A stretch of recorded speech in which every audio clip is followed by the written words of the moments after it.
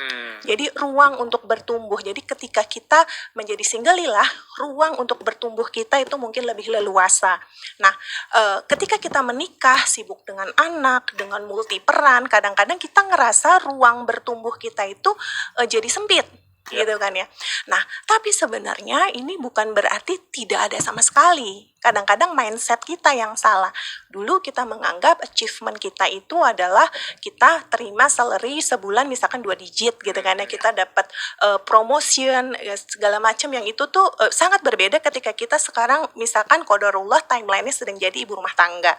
Nah, dengan kita mengetahui bahwa identitas kita tuh nggak berubah, identitas kita tuh as hamba Allah. Nah, ruang bertumbuhnya yang kita ciptakan di situ.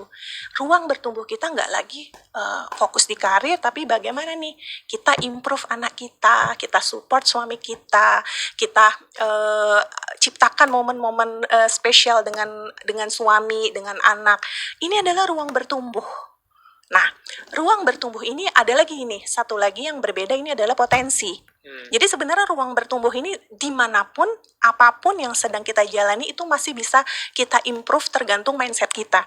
Ini akan membuat seseorang enjoy untuk menjalankan perannya. Nah, namun bukan berarti mentang-mentang oke, kita siapkan ruang bertumbuh sebagai ibu, kita fokus ke anak, lantas semua potensi kita dilupakan. Enggak juga. Ya. Jadi kalau kita bahas dari sudut pandang Islam, tidak harus juga seluruh potensi kita itu dipendam.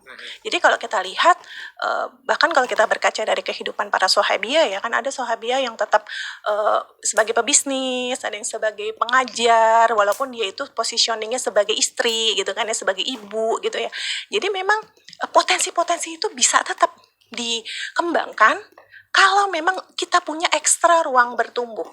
Nah, berarti yang dikelola di sini adalah prioritasnya, dan kita kan sedang berada di timeline yang itu tuh nanti akan terus terbaharui setiap waktu.